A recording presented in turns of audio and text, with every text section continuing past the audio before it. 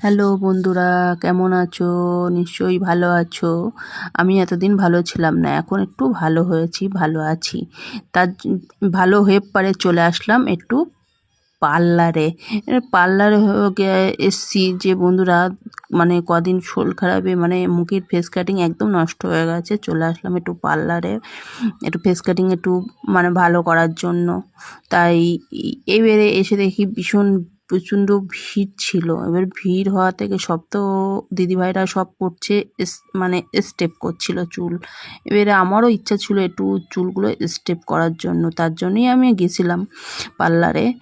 তা আমার চুলগুলো আমি স্টেপ করতে পারলাম না, কেননা বন্ধুরা স্টেপ করলে চুলগুলো হচ্ছে মানে সবসময় চুলগুলো খোলা রাখতে হয়।